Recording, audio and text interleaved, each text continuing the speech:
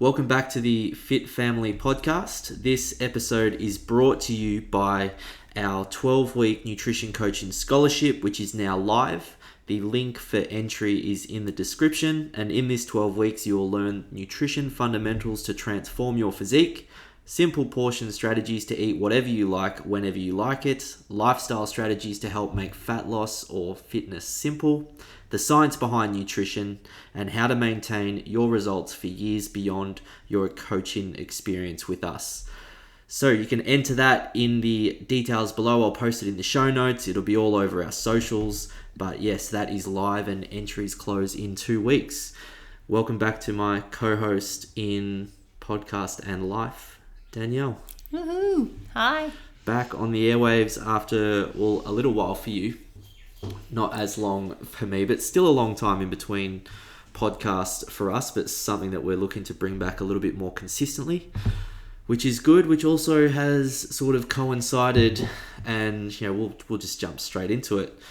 So what have we changed that's been pretty big in the last 6 weeks? Because those of you who don't know us personally, of which there'll be 3 people listening, shout out to you guys. Those who don't know us personally would know us as gym owners and in-person personal trainers, and that is sort of no longer what we're doing. So tell them about it. We've closed our facility and we are nearly 100% online. Ben does have a few special personal training clients who are very dear to us that he is still training, but most of our work is done on the online platform now, which is quite exciting for our family. Does that mean we do Zoom sessions? No, it does not. Great question, Ben. Without doubt, that's the most common question we've got is if we're doing Zoom, because I think most people's experience of online coaching can be traced back to COVID. And I guess that was the way that most gyms transferred their offerings to, at-home offerings when we weren't allowed in the gym even to film, which was weird. But, moving beyond that, so our online coaching is slightly different. It's it obviously doesn't have the same in-person accountability as, training in a facility and rocking up and seeing a coach face-to-face in that group environment. But without doubt, what you might lose in that face-to-face accountability, you definitely gain in flexibility. And we've found that to be working really well with the guys who are on board with us at the moment. Coming back to the accountability, I think the accountability is just different. So unlike rocking up to a class, so if you're in like an F45 or something like that, it might not even be the same coach that you're accountable to. You are still accountable to us as coaches, delivering whatever it is that is programmed through our platform, which we use TrueCoach. Yep. And getting that feedback as well. So the accountability, I guess, is more customized to yourself, like what weight to pick up. That was one of the most common questions we ever heard in the gym. Every single day, Ben, someone would ask you, what weight do I pick up? Yeah. So that's definitely something that our guys receive feedback on daily. And I think the results from them as well, seeing people that we have trained in person, then having that online accountability of entering in their weights and that kind of thing and getting the feedback from us has been great. Like you see them pushing themselves to limits they wouldn't necessarily do in a group environment in the gym. Yeah, absolutely. It certainly allows us as coaches to be a little bit more individual with the prescription. Everyone needs different things at different times, and whilst we're fans of group training, obviously we did it for nearly 10 years, but there does come a point where if someone is to progress their fitness or if they have a more specific goal that they'd like to achieve, then there's no doubt that they need some more individual programming to achieve that. That's been nice for certainly a few people who I'm coaching at the moment who are on a little bit more of a rehab rehab project, just to get that like really specific personal training at a fraction of the cost of, of session by session personal training. So that's been cool.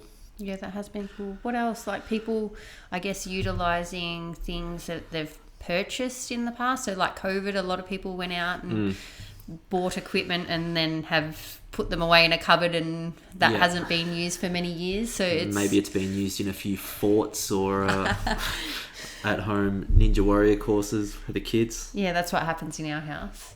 But even us having our new home gym, how much that's impacted us working out at home and having that flexibility.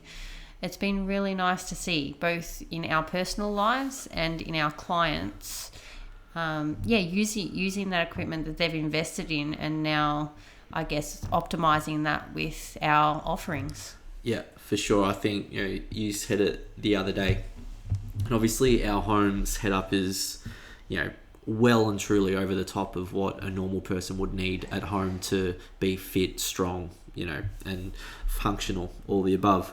But just the flexibility it's given us, even though we obviously had our own space, we could go there anytime and use it. It makes such a difference when, on a Tuesday, if one of us has Harry all day, that we don't have to drag him around, or, after dinner when they've gone to bed, or early morning, it's just so much more accessible to be able to go out there and just do half an hour of weights at the end of a busy day and just tick the box and feel so much better for it. So what did you say the other day? It's like, why didn't we do it years ago? It's been the best. So it absolutely has. It's been really cool. Just on that, some tips. I was going to ask you, what's your a couple of tips for people who are all set up at home or in the process of, and just trying to make it a little bit, I guess just a little bit more appealing to train at home? Because I've got a couple of thoughts on this, and I'm putting you on the spot a little bit. So maybe I can go with mine first, so you've got a chance to have a bit of a think about it. But I'm good under pressure. All right. Off we go then. Go. I think optimizing your space. So I'll use the working from home example for myself. I've never been able to find a good working from home balance when I was in a corporate role.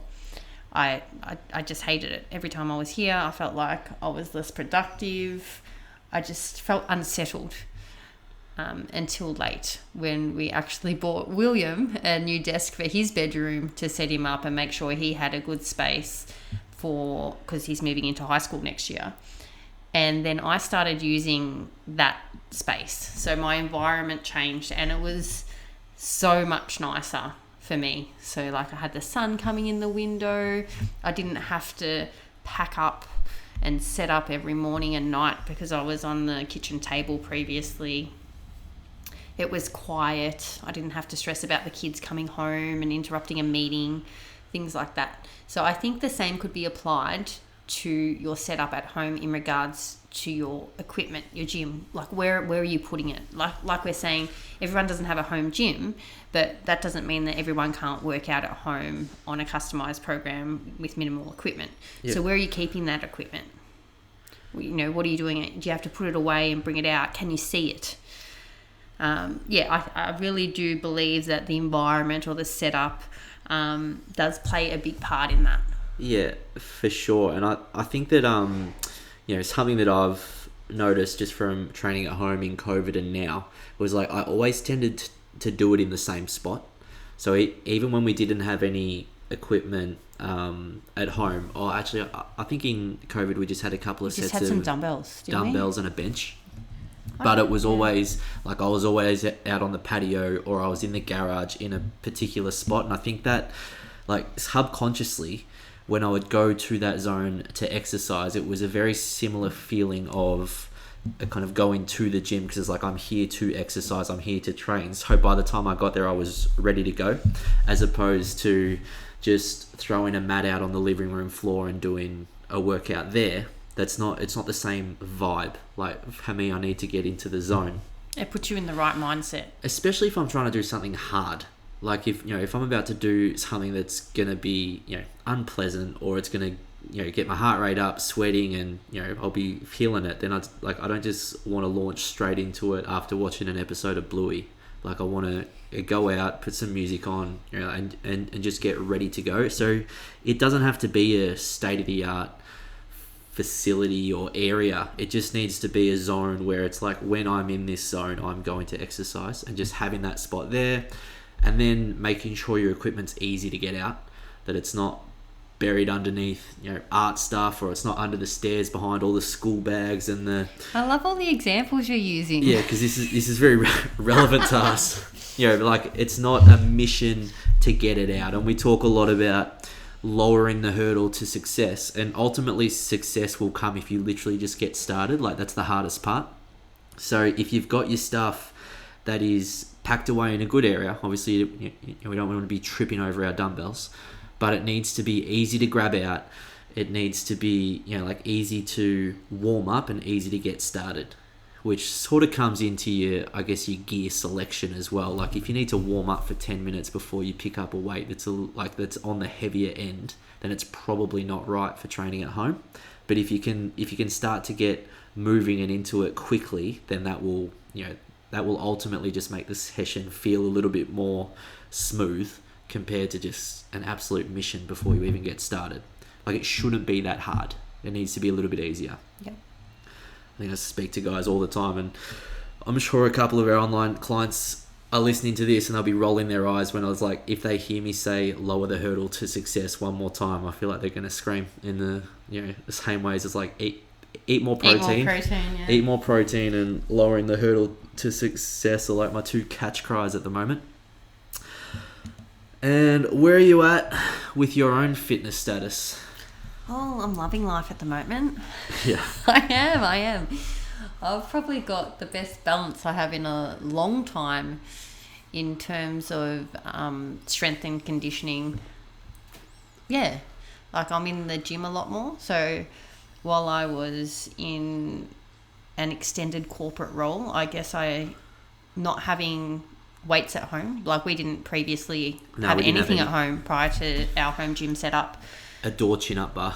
That was it. Yeah, I was probably averaging only about 2 weighted sessions a week, I'd say, over the last few years. Yeah, maximum. Yeah. So I've brought that back up to 3 or 4, which is nice. Yep. Still while maintaining a fair bit of running, because I am training for a marathon at the start of November. Yep. Those who listened to our previous iteration of the podcast would have heard our breakdown of our Great Ocean Road experience. I'm not going to get into it now because you might cry, but if you want to go back and listen to that episode, wasn't that an ordeal? I may have said I'm never going to do a marathon again. I think I was ready to never come back to metropolitan Melbourne again after that. That was horrible. But you're on the path to redeeming yourself. I've entered the ballot for Nike Melbourne Marathon a few times and been knocked back every time. So I've gotten the memo there, so I won't be trying to do that one this year. Maybe next year, we'll see. But just quickly, Nike Melbourne Marathon, if you're listening, who are you kidding? Like, that did not sell out last November. Who books a marathon? Like, what, they sell 200 tickets? Like, they're trying to do a ballot every time. Like, hey, Melbourne, you're not New York. Like, piss off. You are not selling out a marathon 11 months in advance. Give me an absolute break. It's a joke. Stop trying to make it cool. It's not cool. Sorry, guys, you've triggered him. Hey, you triggered me. No, I didn't trigger you. Well, anyway. So, your fitness is good. Yeah, what about yours? Run Melbourne on the weekend. Run Melbourne yesterday. Went well. Tried really hard, and it was really hard. But hit the time I wanted, so that was good. You should see his face, guys. He's just so... He's glowing. He's just so happy. No, it was good. Like, it's, the last few times I've set a running goal would be, the marathon would be the last one. And then, like, I've just had little issues pop up, injuries, like Achilles, calf stuff. Like, our clients would be well aware every time they used to come into the gym and I'd have some strapping on my calf, they'd be like, here we go again. Always ask me about it. But yeah, I've had a clean run of training. Obviously when we were transitioning out of the gym, that was 5-6 weeks ago, so it was like a little lighter spell, so I was a bit worried about not running as much then, but it worked out fine, so that was good.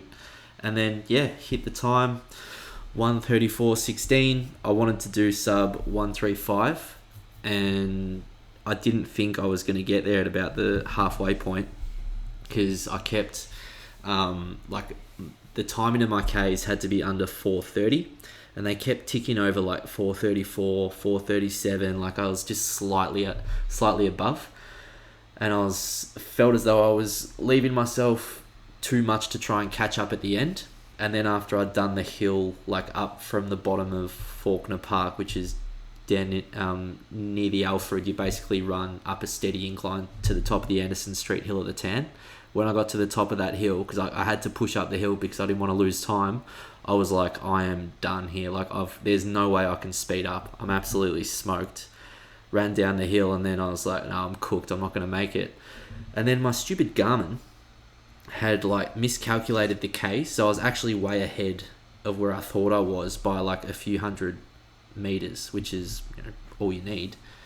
And then only at the 20k mark did I realize I was actually 7 minutes ahead, and I'm like, I've got 7 minutes to do 1.1k. I was like, I've made it. So the whole time I was just...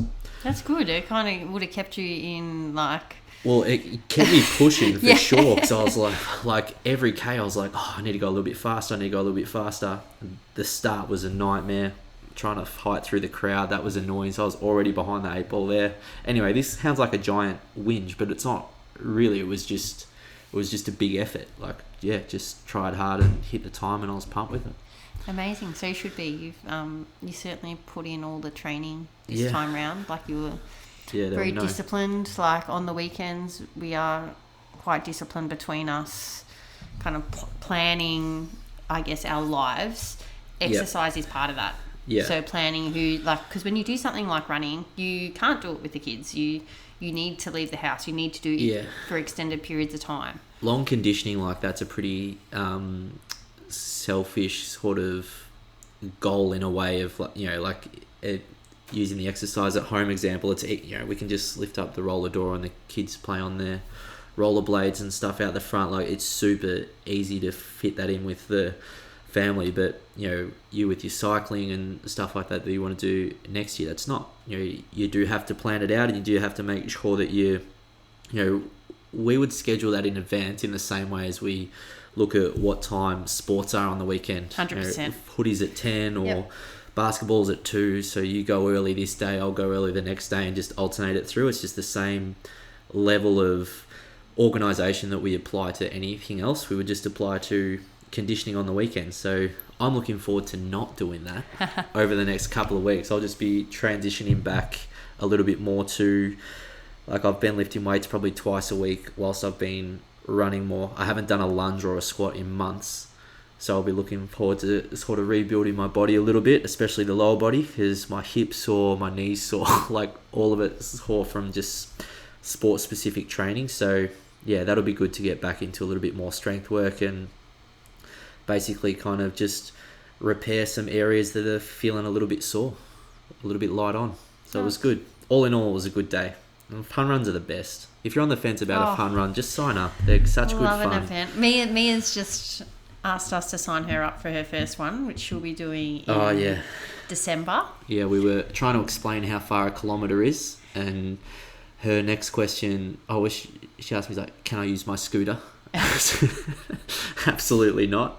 So they're those fun runs, like if you ever want to get inspired, just pick an event that you've got comfortably. Like if you're not sure of your capabilities in regards to doing a distance event, or you're not much of a runner, then don't pick a running event. Like there are so many events out there you can do, whether it be like Spartan stuff or 5k foam fest, where it's just a good time. Yeah, it's just a good time. It's just so different to what we would normally do. And the days, like, fitness is so individual, in like no one can do push-ups for you or help you out, apart from just make the opportunities for you to do those things a little bit easier. But those occasions, especially if you're in a team, like it's really it's quite inspiring, and it's certainly it's the most community feel that you'll get from fitness for sure. And a positive community feel. Like I feel like a lot of things society kind of gears you towards has a negative impact on your health. So if you think about like what a lot of people generally consider a catch-up, let's use drinks for example. Yeah. The impact on your health obviously is negative. Compared to that positive. So we do like trying to get involved in those community aspects that do have a really positive impact on life. Yeah, for sure. Like they're just great fun. And yeah, if any of our guys are listening to this and would like to experience something like that in the future, but it's not necessarily a fun run, like please flick us a message, because there are so many options where, you know, like it doesn't have to be overly intimidating in that way. I mean, obviously a run's the most accessible and it's uber popular, but they're not the only ones out there. Like High Rocks is new and that looks cool. Spartans are great fun. You know, triathlons, sprint tries, corporate tries, like they're everywhere. They're everywhere. Moving on. All right, so your next event, the Mara, mine, I don't know. A couple of listener questions, questions that we've received from our online clients over the past couple of weeks that I thought would be good to break down on a podcast. Now, most questions we get are based around losing weight, and without question, that is the goal of 99% of the people who we speak to. Not 99% of the people who we train, but certainly of the people who we speak to. That's a common question, and there's no cough button on a podcast, but you basically, what have you inhaled, a tea bag? Sorry. Near death, but certainly like demystifying what can be made so confusing by social media when it comes to nutrition practice and what's more important, this or that, and certainly the marketing of fat loss and nutrition in general is so polarizing at the moment. So if you do have a question or you want more information on a certain topic or practice, please feel free to flick it in any time. But the first question, how to eat less calories without being hungry. Oh, I love it. You're a good one to speak to about this, because my approach is probably a little bit more dismissive. So you go. You go. I love it, but that's probably because I am a volume eater. So I do eat a lot of food in terms of the volume. However, how you do that... What do you mean by volume eater, number one? Because I think it's important to point out the two. So if, for example, if you look at the size of my plate, you'll go, whoa, Danni. I should have taken a picture of your lunch. Like, people comment on the size of my meals every day. Yeah. Like, every day I was at work, for sure, someone would comment on the size of my lunch. Yeah. However, I'd watch people all day eat, like a calorie, a snack high in calories, let's just say. Well, what we might consider to be empty calories. Yeah. Well, yeah. Not optimal, but... People tend to eat during the day and they're not necessarily aware of what they're eating throughout the day. And they would consume a lot more calories than I would.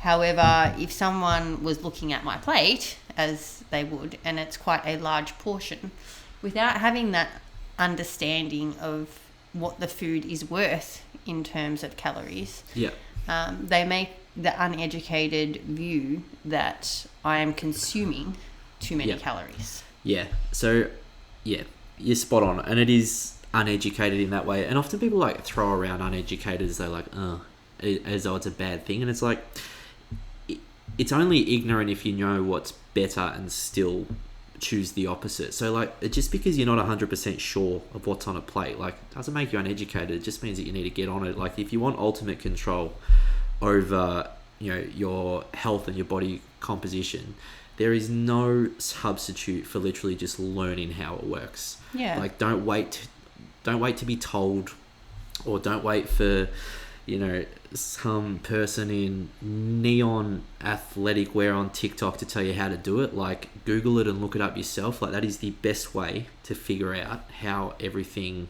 works in your body. Like, there's no mysteries. It's been the same way for hundreds of years.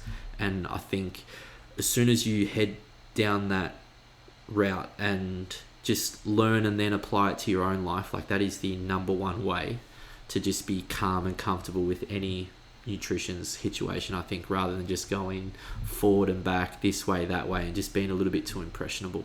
Yeah.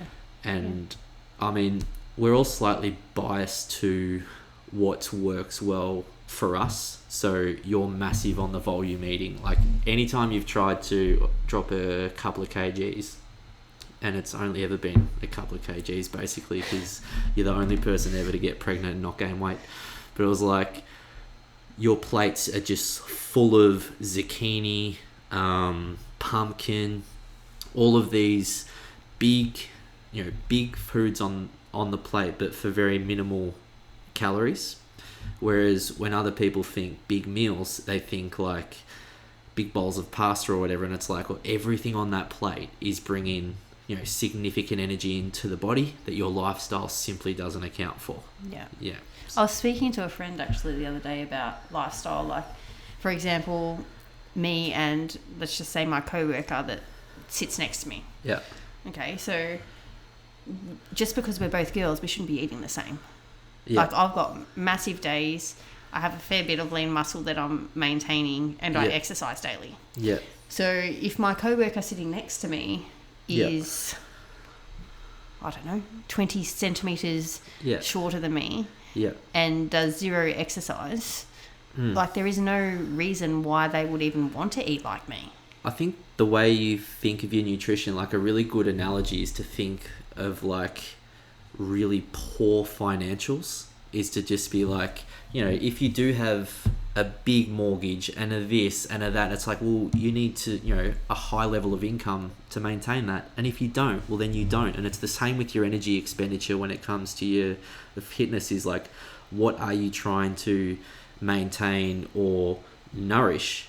But no one ever gets that far. People just eat to eat, and that, that's okay too, but it still needs to fall within the realms of, like, am I putting myself in a category that's making me vulnerable to issues either right now or in the future, or am I supporting my lifestyle and future with, like, a body composition that's okay, and am I eating enough nutrients and minerals and everything? And all of this to say, with back to the original question, like, eating less calories without being hungry is like, without question, to lose weight, if you have 5-10 kgs to lose, it's not going to take a week or two. It's going to take a couple of months at least. And to be in a calorie deficit for that long, or like cycling in and out of it for a few months, you are going to have times where you do feel a little hungry. That's normal. But if you're expecting it, then I think you can deal with it a little bit easier. Whereas if it's a bit of a surprise, you're like, oh, this is a bit uncomfortable, then it's a little bit harder to deal with. So just be ready to feel a little bit hungry, and then focus on putting as much food on your plate for low caloric cost as possible. Yeah. So, and you might need to educate yourself a little bit in that space in regards to portions. So what is, like you just mentioned zucchini, for example. Oh, yeah. So like salad and veggies, like whole foods, that's where you're going to get your biggest bang. Yeah. So you can have a lot of food. Some fruits, Ben. Berries, yes, absolutely. So the actual types of food you're eating are really important, rather than just that visual, how big is that plate. It's like a really big plate, there can be a very big calorie difference depending on what's on that plate. Yeah. So a lot of people, and again, society has geared us this way, we have a lot of processed carbohydrates. Yep. You can consume a lot of that. They can be quite high in calories. 100%. And that means you can't actually eat a lot of that, which means you won't be full. Yeah, it also means that you don't feel satisfied. Exactly. When you kind of hit that caloric ideal spot of how much a meal is, which is totally personal to each individual too. Yeah. Yeah, for sure. But, some of the best low calorie, high fiber foods are going to be berries, broccoli, carrots, spinach, cauliflower, Brussels sprouts, zucchini, kale, cucumber, lots of vegetables here, which is not overly convenient. But before I go on a rant about convenience, it's a topic for another day, because people are like, what if I don't like cooking? But we're not going to handle that today. But it's lots of foods where you do have to go that extra mile to make sure it's prepped. It's not as easy, obviously, as just grabbing it out unless you've prepped it in advance. But that's a discussion for another day. But foods that are, very big but less calories for how much you can eat, that's going to be your way to go there, for sure. And we've spoken about creating a good space at home for training, because that was the next question. We just launched into that. So just rewind 20 minutes if you want to hear that chat again. But we've just hit the half an hour point. I think we're good for now. As I said, we'll be looking to do, we're going to aim for one of these a week. So if you do have any questions, or you do want to, if you'd like us to explore some topics, I think our audience is all very similar in regards to demographics, so absolutely no doubt if you're thinking it's a good discussion point, then it will be for anyone else who hears this, so flick it on through. As I mentioned, the scholarship link will be in the details below. There's 2 weeks from today to enter that, so we're going to be drawing a winner on Monday, August the 5th. So if you'd like 12 weeks of one-to-one nutrition coaching with us, and we'll maybe break down some of the results we've been able to get with some clients in the next pod, and chat about some of the lessons that have worked well for them and what you might be able to take away for yourself, because success leaves clues, and that's another thing that everyone will be rolling their eyes at that I say all the time. But we will catch you on the next one. Bye, guys.